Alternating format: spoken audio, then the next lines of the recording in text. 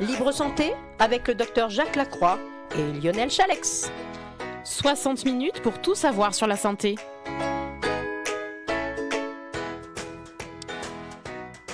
Bonjour à toutes et à tous et bonjour au docteur Jacques Lacroix. Bonjour Lionel et bonjour tout le monde. Et le docteur Jacques Lacroix n'a pas de micro, mais ça va venir. Redis bonjour, voyons voir.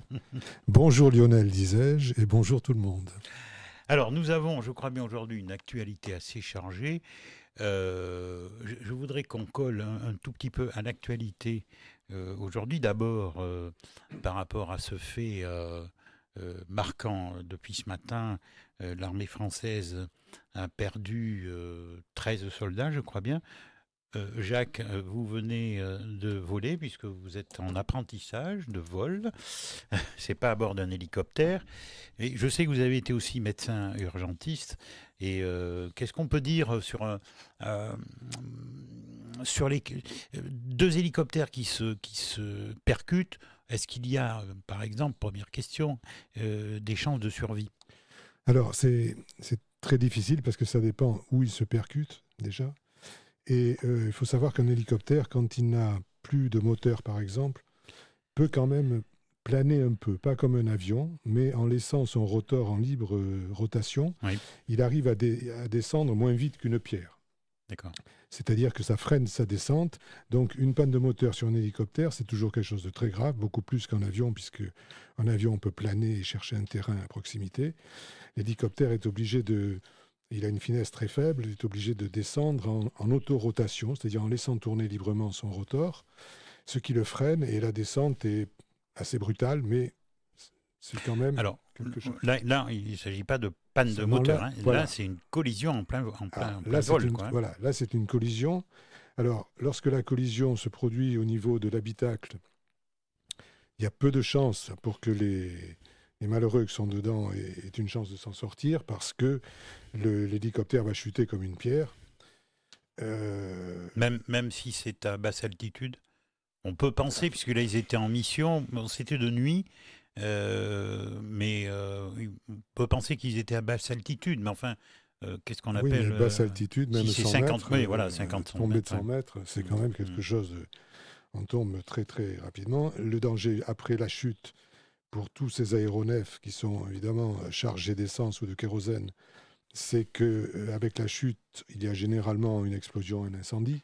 Donc ceux qui ont réussi à en réchapper du traumatisme éventuellement, ont malheureusement de grandes chances d'être brûlés. Moi, je me souviens d'avoir été, comme vous le signalez, j'étais médecin de SAMU et médecin de pompier, et j'étais allé il y a une vingtaine d'années à peu près sur un accident qu'il y avait eu ici aux Artigues, où un avion, un bimoteur, au décollage, s'était crashé. Et il s'était crashé, et les pilotes, quand je suis arrivé sur place, les pilotes étaient à leur place. Donc, ils auraient pu, le choc au besoin aurait peut-être pu être... il avait été amorti par les arbres, mais malheureusement, le feu s'était mis là, et les deux pilotes étaient totalement... Oui, bon, je passe sur les détails. Oui. Bon. Alors, dans le cas des hélicoptères militaires, ce qui a pu c'est très difficile de voler en groupe, de voler près d'un autre hélicoptère, surtout d'un autre avion, surtout de nuit. Et il y a dû y avoir soit peut-être une erreur de pilotage, soit un défaut de technique.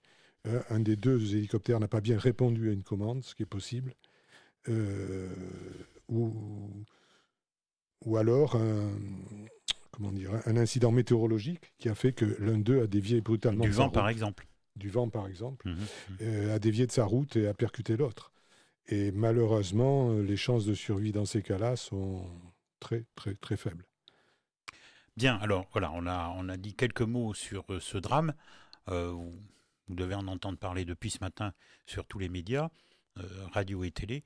Alors un autre fait qui s'est déroulé, alors là, bon, bien moins grave, bien évidemment, et heureusement, qui s'est déroulé ici dans notre région, à Saint-Michel-de-Montaigne, tout à côté de Castillon-la-Bataille. Hier, 14 élèves à l'école primaire de cette commune, toute petite commune, ont été pris de vomissements. On devait avoir le maire au téléphone. Bon, malheureusement, il était pris, il ne pouvait pas répondre à nos questions, sinon on leur aurait posé quelques questions la seule chose que moi je peux dire, c'est que il y a eu des prélèvements sur la nourriture et les résultats seront connus en fin de semaine, début de l'autre. Voilà, pour l'instant. Mais on peut peut-être faire un petit commentaire sur cet incident. Oui, un petit commentaire parce qu'on n'a pas les détails exacts de tout ce qui s'est passé. Pour qu'il y ait 14 enfants qui soient pris de vomissements, bon, ils n'ont pas été, je crois, hospitalisés, il n'y a pas eu de problème. Il faut savoir qu'il y a dans ce type de pathologie un effet de groupe qui joue énormément.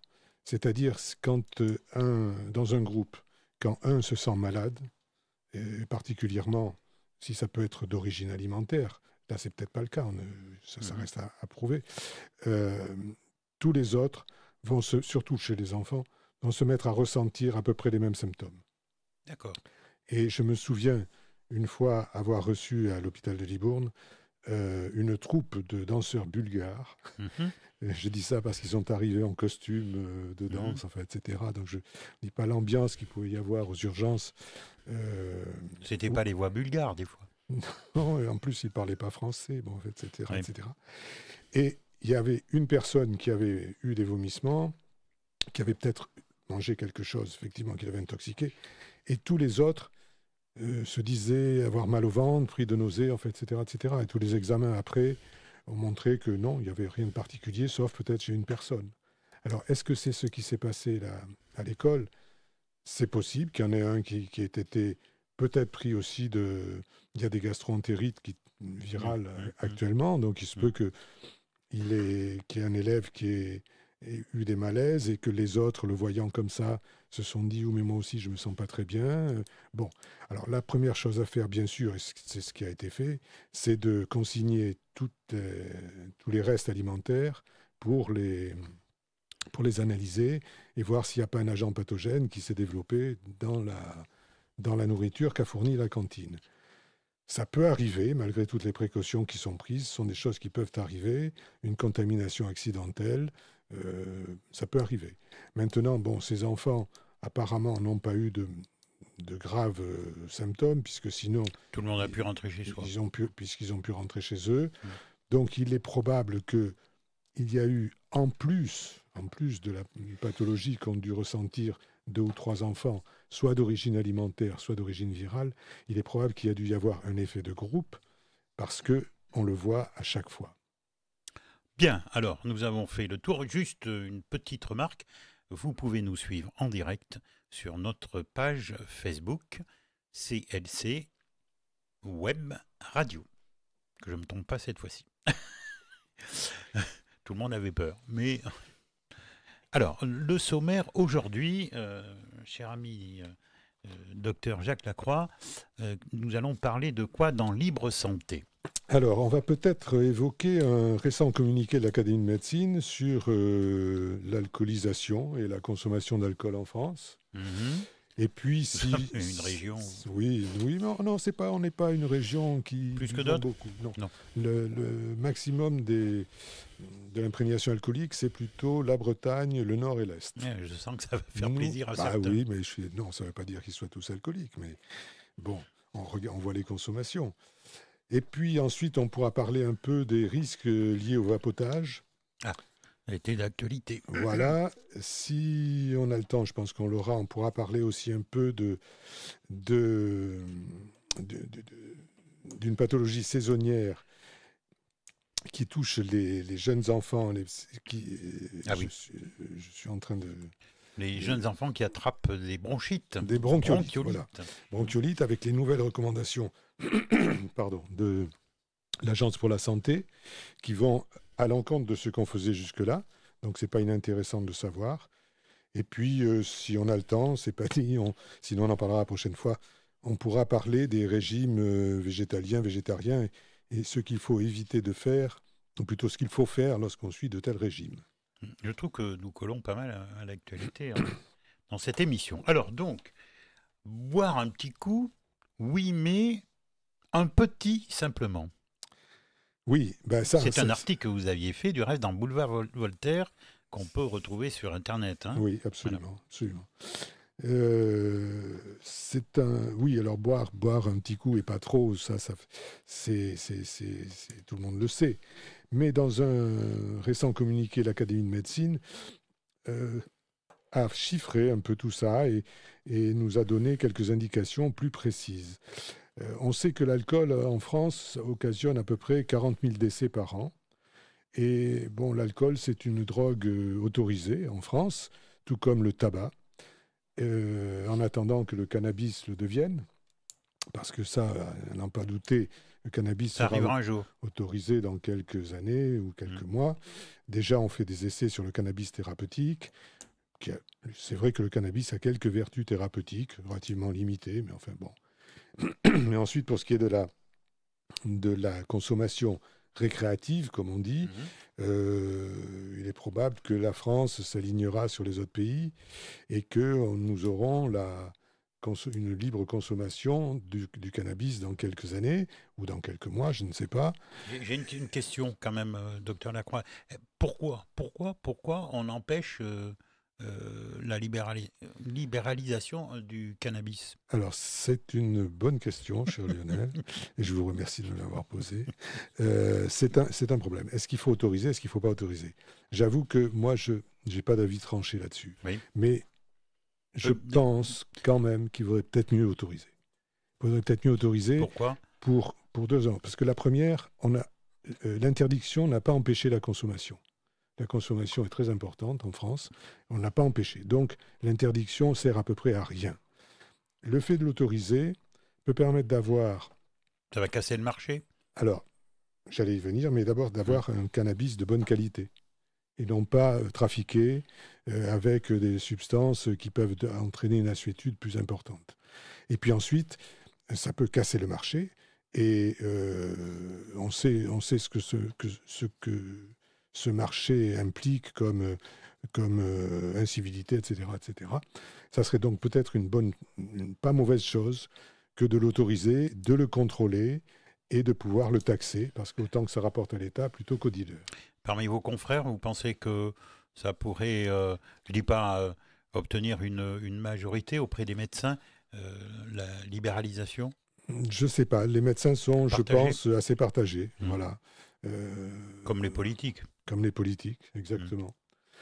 Pour l'instant, nous avons 2 drogues autorisées en France, l'alcool et le tabac. Je n'ai rien contre l'alcool et rien contre le tabac, dans la mesure où il est utilisé de manière raisonnable. Tout comme contre le cannabis, je ne peux pas dire qu'il y a des raisons médicales d'interdire de fumer un joint à l'occasion d'une manifestation festive. Pourquoi pas? Le problème, c'est quand on en fume plus qu'un. Et le problème, c'est chez les jeunes adolescents, parce que ça a des effets quand même destructeurs sur le cerveau chez les jeunes. Mais certain qu'un joint de temps en temps, ça n'est pas dramatique. L'ennui, c'est que, tout comme l'alcool, et à l'inverse du tabac, tout est par excès. Voilà. Et la conduite automobile sous cannabis ou sous alcool est à proscrire. Ça, c'est... Malheureusement, alors on peut revenir sur la proposition qui a été faite de 0 gramme. Je ne crois pas non plus que ce soit une bonne chose. Je ne sais pas si ça sera retenu ou pas. Moi, j'ai vu beaucoup d'accidents de la route dans ma vie professionnelle. Oui. À peu près au moins une fois sur 2, il y avait un des conducteurs qui était ou sous l'emprise de l'alcool, ou du cannabis, ou de médicaments. Parce que les médicaments aussi, il faut savoir que si vous prenez un somnifère à 3 heures du matin parce que vous n'arrivez pas à dormir, que vous leviez à 7 heures, et c'est probable qu'à 8 heures, vous ne serez pas dans les bonnes conditions pour conduire. Donc, ce sont trois fléaux, ça, qui nuisent à la conduite automobile. Et il est bien certain que si le cannabis était autorisé en France un peu plus dans quelques temps, il resterait totalement prohibé lors de la conduite automobile. L'ennui, c'est que les contrôles, que ce soit pour l'alcool ou pour les autres drogues, il y en a très peu, et on préfère évidemment installer des radars qui rapportent de l'argent plutôt que faire des contrôles qui nécessitent au moins 4 policiers au bord de la route pour un résultat relativement faible, parce qu'en 2 heures de temps, il va en choper un, quoi, c'est tout. Alors qu'avec une lunette sur un pont, il va en choper 10 dans l'heure. Bon, enfin, cet aparté mis à part. Elle est excellente, l'aparté. Non, mais elle est réelle, quoi. C'est tout, Oui, hein. mais je la partage. Voilà, merci. Donc, pour en revenir à l'alcool, On prépare le 5 décembre, c'est tout. Oui. L'Académie de médecine rappelle que sa consommation en France est relativement stable depuis 2013, alors que jusqu'en 2013, elle baissait régulièrement. Et puis maintenant, elle est stable. Et... Ah, j'ai entendu quelque chose, mais bon.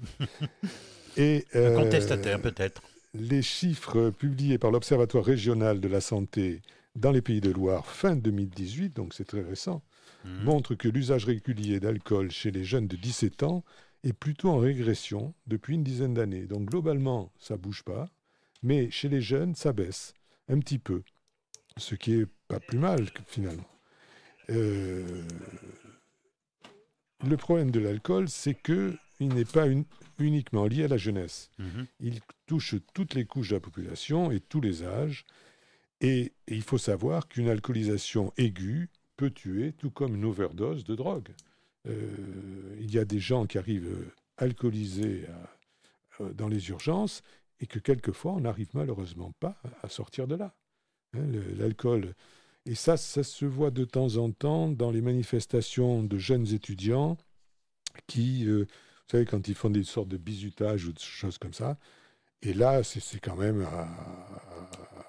à proscrire, parce que autant on peut boire pour rigoler, pour se désinhiber, à condition de ne pas conduire, mais de là à devenir comateux, il y a quand même un pas qu'on peut s'éviter de franchir.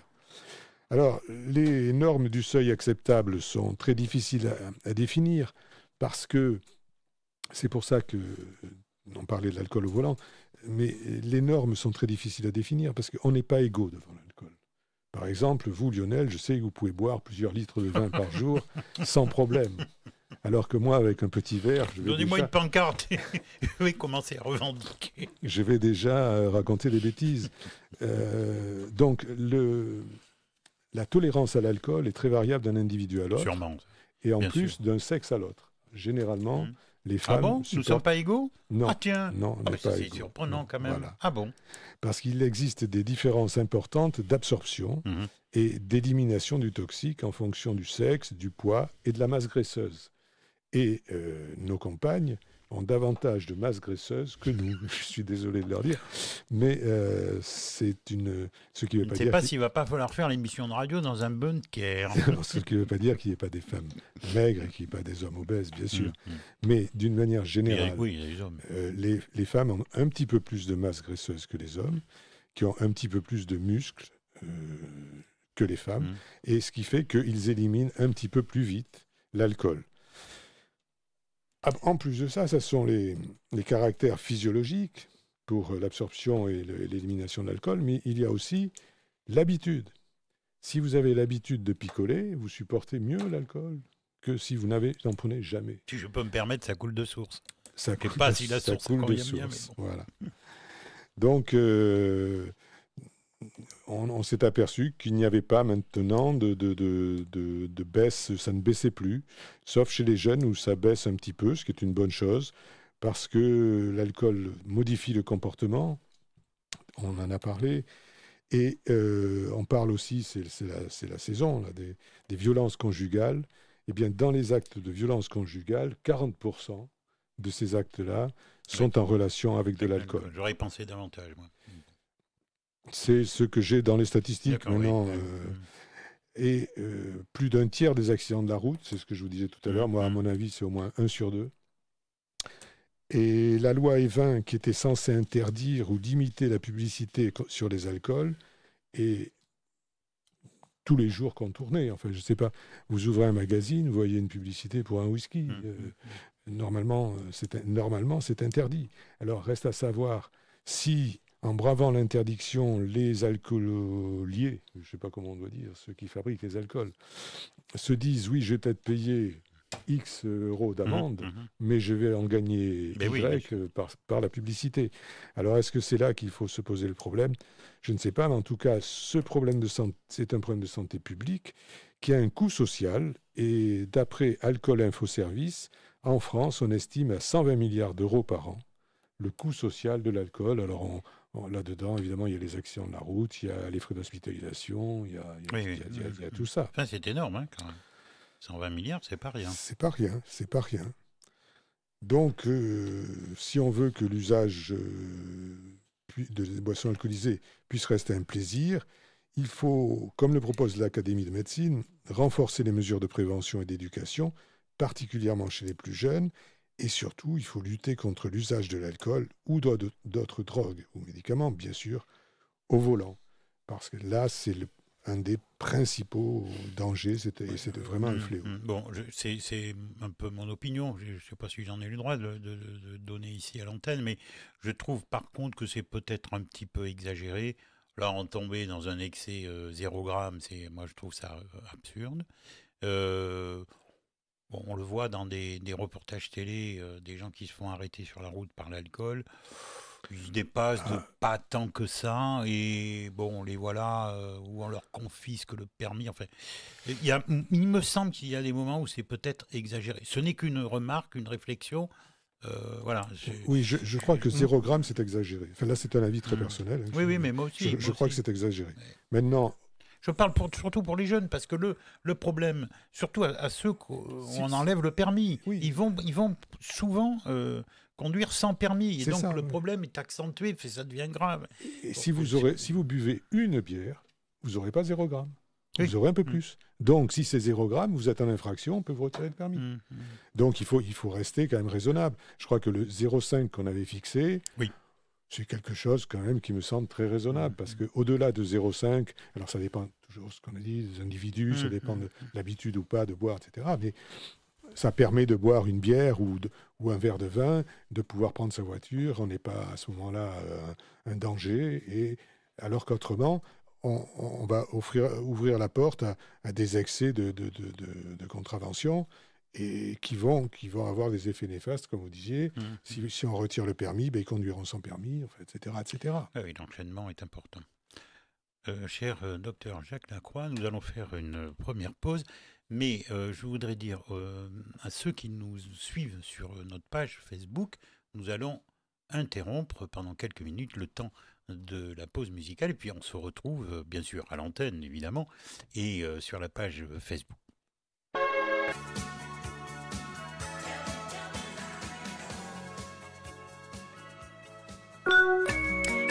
CLC, la web radio. 100% Coutrillonne. Je vous rappelle que nous sommes dans l'émission Libre Santé avec le docteur Jacques Lacroix. Nous allons maintenant, après le problème de l'alcool, nous allons parler du vapotage. Il y a eu quelques rumeurs il y a quelques semaines ou quelques mois en disant qu'il y avait un gros danger à vapoter, puis bon, ça s'est un petit peu calmé. Apparemment, c'était le produit que l'on mettait qui était néfaste. Il a été précisé qu'il ne fallait pas, de mémoire, hein, je cite comme ça, qu'il ne fallait pas faire de mélange ou fabriquer soi-même son produit. Enfin voilà. Vous vouliez nous parler du vapotage, puisque c'est assez à la mode actuellement. Oui, le vapotage, c'est très à la mode, et c'est une bonne alternative au tabac lorsqu'on veut arrêter. Mais on n'a pas de recul suffisant, c'est-à-dire qu'on n'a pas 20 ans de recul pour savoir s'il y a des dangers propres au vapotage. Par contre, on a aux États-Unis, c'est aux États-Unis, qu'on s'est aperçu que des vapoteurs avaient présenté des atteintes pulmonaires. Il y a eu 2290 cas. Ah oui, je ne pensais pas autant que ça. Dont on a reconnu les atteintes pulmonaires, dont on a pu établir que la cause, c'était le vapotage. Et c'est pour ça que les États-Unis ont pris des mesures qui, on verra que chez nous, c'est un peu différent. Alors, c'est surtout le détournement de l'usage de la cigarette électronique pour inhaler des produits achetés en dehors des circuits légaux, qui contenaient du THC, c'est le principe actif du cannabis, dilué dans de l'acétate de vitamine E, qui était à l'origine de ces atteintes pulmonaires, car ce mélange huileux est très mal supporté par les poumons, et il a tué déjà 47 personnes. Ah oui, quand même. Voilà. Donc, ce n'est pas le vapotage en soi, c'est le mélange qu'on mettait dans la Oui, ce produit qu'on a acheté hors circuit. hors circuit. Oui, c'est un produit que se fabriquaient les individus eux-mêmes ou qui était vendu sous le manteau. Moi, j'ai toujours pensé quand même que on va faire comme tout à l'heure, mais c'est une opinion personnelle. J'ai toujours pensé que le vapotage, envoyer cette vapeur dans les poumons, pour moi, c'était peut-être moins mauvais que la nicotine, mais que ce n'était quand même pas très très bon. Alors, oui, non, on ne peut pas dire que ce soit bon. Est-ce que c'est vraiment dangereux? Il faudra faire le point dans quelques années. Après, qu'est-ce qui est dangereux là-dedans? C'est la substance qu'on met dans le... Quelques années, je vous reprends, mais ça fait quand même quelques années qu'on vapote. Oui, mais on n'a pas pas encore de statistiques à long terme, non. Non.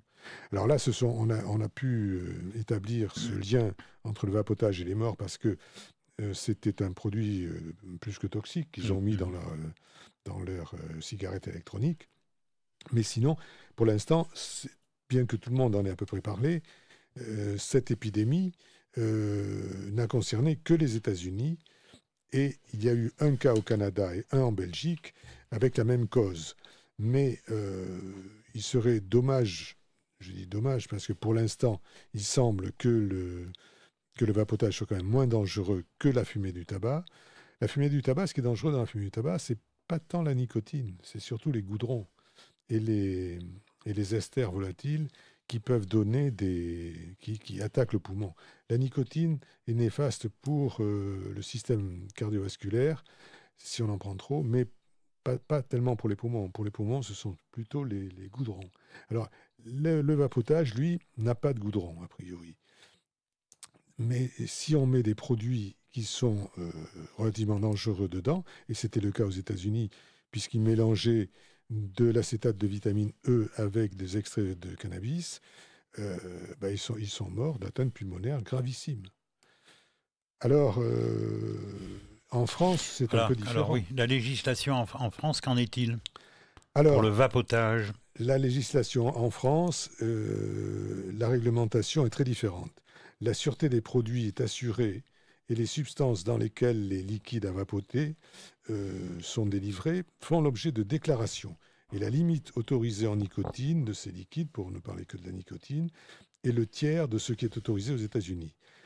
La vente aux mineurs et la publicité sont interdites et peut-être à cause de cette surveillance renforcée, pour l'instant, aucun cas n'a été déclaré en France.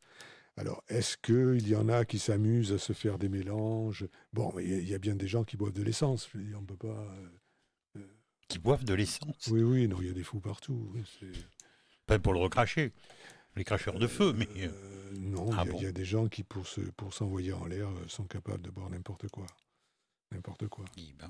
Donc, pour vapoter, on peut faire aussi n'importe quoi. Mais si on s'en tient à ce qui est autorisé... A priori, il n'y a pas de gros danger. Je dis bien a priori parce qu'il nous faudra plusieurs années pour voir avec un recul suffisant si les pathologies que vont présenter ces gens-là ne peuvent pas être en rapport avec le fait qu'elles aient vapoté. Alors, est-ce que c'est, ça peut-être le mot de la fin, je ne sais pas, est-ce que c'est un bon moyen pour diminuer le tabac, pour arrêter de fumer? Est-ce que c'est un tremplin? Je ne sais pas. Oui, je pense que c'est un bon moyen pour arrêter de fumer. Oui, parce que dans le fait de fumer, il y a bien sûr la suétude aux produits que délivre la combustion du tabac, mais il y a aussi, et au moins pour autant, le geste de fumer, l'aspect psychologique de la cigarette. Vous savez, par exemple, c'est comme pour la drogue. On utilise en médecine des drogues puissantes, comme de l'opium, enfin, et c'est tous ces dérivés que les drogués utilisent pour se droguer. Mais chez un malade, quand on arrête ces produits-là, on n'a pas de problème particulier. Alors qu'un drogué, pour arrêter sa drogue, il a de gros problèmes. Mais parce que le drogué s'est drogué sur un temps beaucoup plus important que quelqu'un qui va à l'hôpital. Pas forcément, mais surtout parce qu'il y avait au départ, dans le désir de se droguer, une détermination psychologique qui, elle, a créé au moins la moitié de la suétude à la drogue. Pour le tabac, c'est un peu pareil. Arrêter de fumer, c'est se sentir un être différent, parce que souvent la cigarette est prise par les fumeurs, et j'ai été fumeur, donc comme Nous avons été fumeurs. Oui. tous étaient fumeurs, comme une petite récompense qu'on se fait à un moment de la journée, parce que il y a eu, ou bien parce que, et puis aussi, il faut le reconnaître, parce que c'est bon, c'est agréable de fumer. Donc, il y a dans le tabac, il n'y a pas que l'aspect pharmacologique lié au tabac, il y a aussi le fait de tenir à la main quelque chose pour se faire un petit plaisir, fumer, et le vapotage peut pallier à ça. Et donc, c'est peut-être pas une mauvaise chose pour arrêter de fumer, mais à condition de prendre des produits qui sont vendus, qui sont contrôlés, et puis de ne pas non plus se mettre à vapoter comme en fumée. Il faut se souvenir que le vapotage, c'est un moyen pour laisser tomber le tabac. C'est pas pour tomber dans autre chose. Et moi, j'en connais certains qui font les deux. Oui, c'est exact. Et oui. Le vapotage et continuent à fumer. Bon, ça a diminué, mais ils font les deux. Il y en a, c'est ce que je vous disais tout à l'heure, il y en a qui boivent de l'eau de Cologne. Oui, ça, oui. Je ne dis pas que j'ai connu, mais enfin, j'ai entendu parler. Bon, je ne dis pas d'heure. J'essaie de tenir la consigne. Tout ça parce que nous allons être rediffusés. C'est une émission qui sera rediffusée dans la semaine. Nous allons quand même faire une petite pause, cher ami Jean-Yves, qui est à la technique, et notre ami Gérard, qui est à la vidéo. Vous êtes à l'écoute de CLC Média. Et nous sommes toujours dans notre émission Libre Santé avec le docteur Jacques Lacroix. Nous allons maintenant parler d'un problème qu'on retrouve tous les hivers, surtout pour, bien évidemment, les enfants, les bébés, la bronchiolite, quelque chose d'un petit peu... c'est surprenant, quoi. On s'inquiète toujours pour les enfants. Hein, bon, et surtout, en plus, les méthodes pour essayer de les... aidez-moi, cher ami, de les traiter, voilà. Alors oui, il y a un retournement là dans les propositions de thérapeutiques pour les bronchiolites. Alors il faut rappeler ce que c'est que la bronchiolite. La bronchiolite, c'est une atteinte virale des nourrissons c'est dû à un virus syncytial qui se développe chez les nourrissons et qui a tendance à créer un œdème au niveau des bronchioles, etc. Ce qui fait que c'est assez inquiétant pour les parents parce que le gamin a du mal à respirer, il mouche beaucoup, et les antibiotiques sont sans effet là-dessus. Ah oui. Oui. Il n'y a pas d'antibiotiques pour ça. Non, sauf en cas de surinfection. Sinon. Et jusqu'à présent, donc, on disait la thérapeutique, c'est la kinésithérapie respiratoire. Il y a eu des études de fait ces dernières années et on s'est aperçu que la kiné respiratoire chez les nourrissons atteints de bronchiolite ne servait à peu près à rien.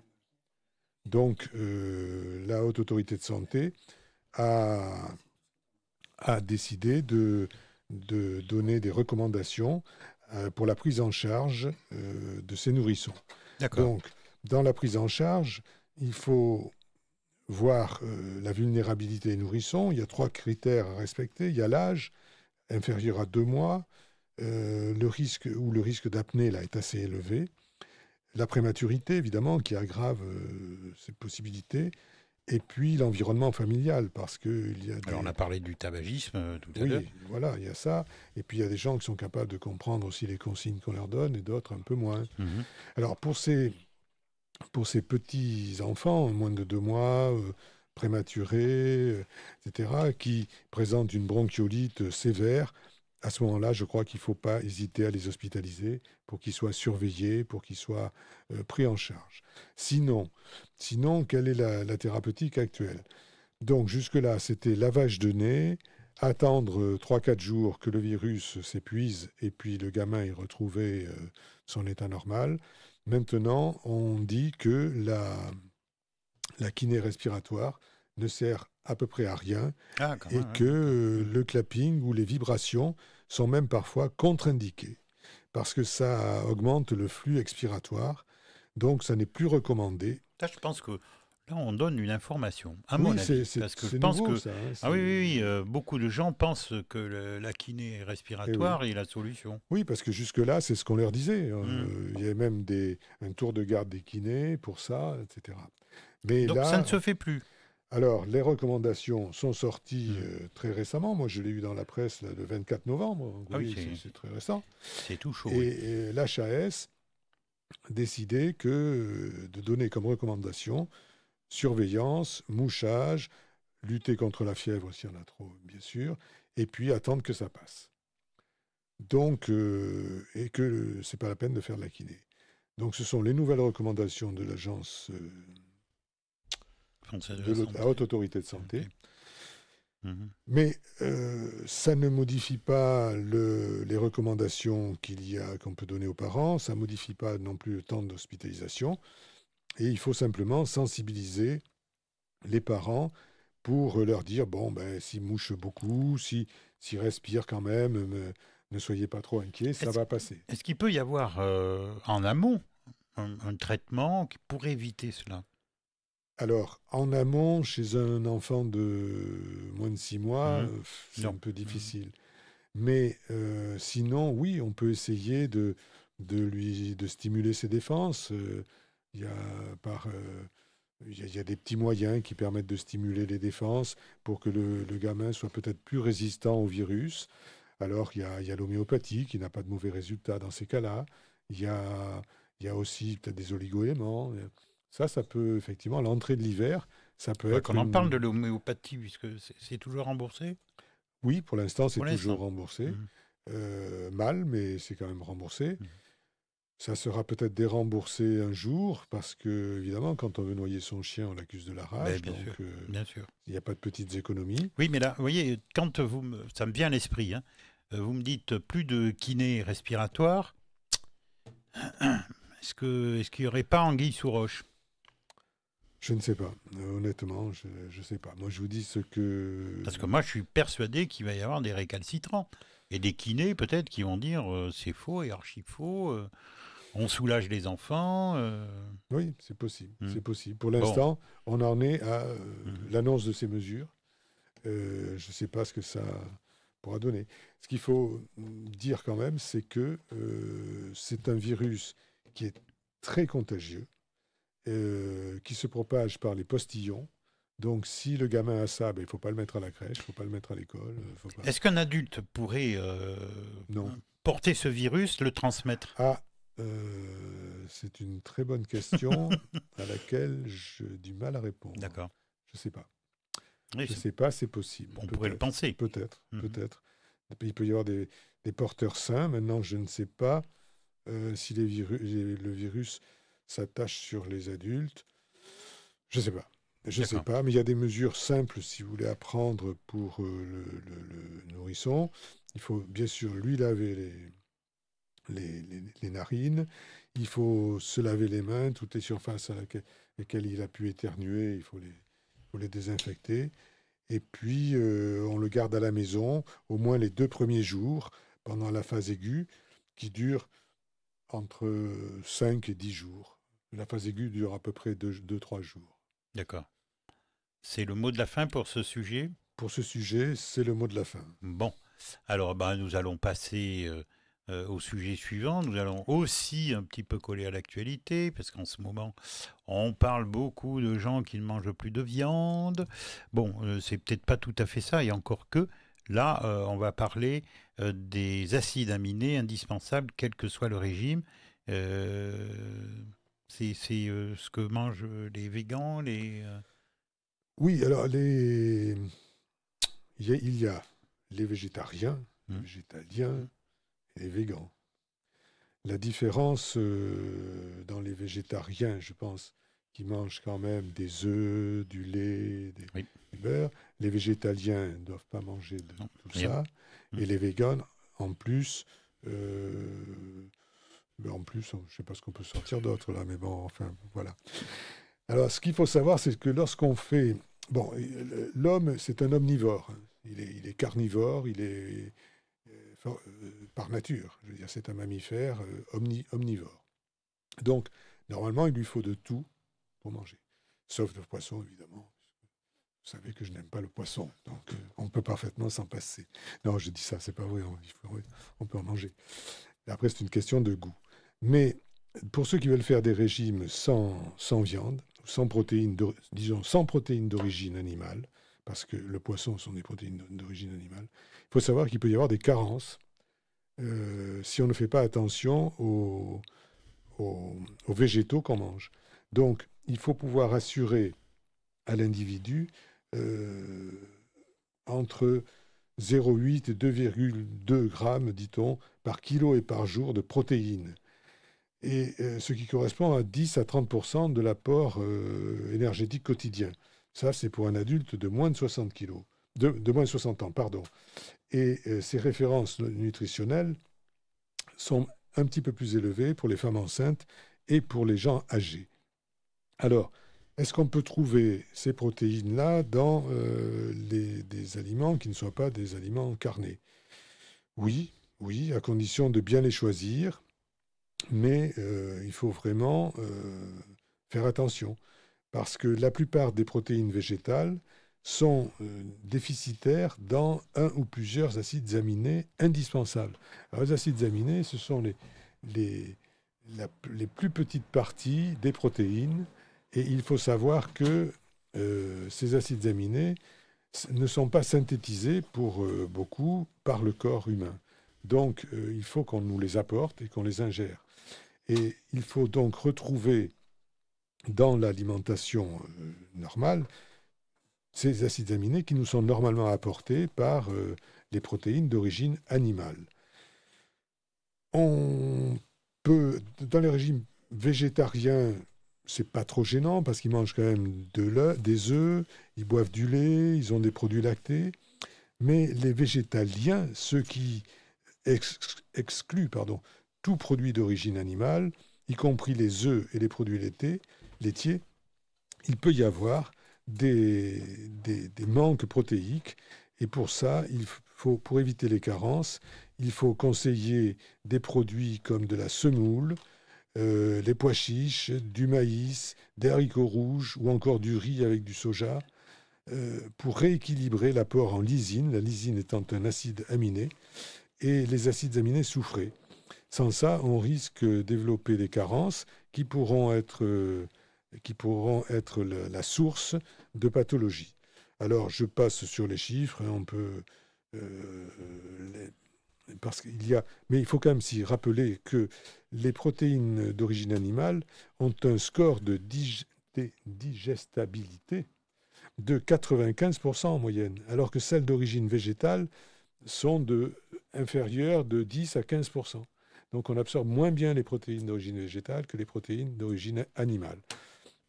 Donc pour ceux qui sont tentés par ces régimes, faites attention, renseignez-vous, et ne vous contentez pas de simplement supprimer la viande, il faut la compenser. Moi j'ai une question quand même je vous ai laissé parler, mais une question qui me brûle les lèvres. Est-ce que vous pensez que c'est c'est un phénomène de mode? Oui, je crois qu'indiscutablement, il y a un phénomène de mode. Indiscutablement. Je suis sûr qu'on, pour certains ou certaines qui nous écoutent, il doit y avoir des bons de 3 mètres. Mais, non, mais il y a un phénomène de mode. Je pense comme vous. On n'en a pas parlé avant. Non, on n'en a pas parlé. Mais c'est vrai aussi qu'il ne faut pas forcément manger de la viande à tous les repas. Ce n'est pas du tout ce qu'on est en train de dire. Donc peut-être qu'on faisait un usage un peu immodéré de la viande, en sachant quand même que l'élevage, tout ça, ça... Oui, mais en France, on tombe dans des excès... on passe du blanc au noir, quoi. C'est ça que je veux dire. Oui, pour tout, d'ailleurs. Ce que vous êtes en train de dire. Pour plein de choses. On ne sait pas être nuancé. On fait dans la dichotomie où c'est blanc ou c'est noir. Et tout ce qui n'est... Si je pense blanc, tout ce qui est noir, c'est mauvais, c'est pas bon. Et on peut penser que les Français sont un mouton de panurge. Il suffit qu'il y en ait quelques-uns qui crient un peu plus fort que les autres.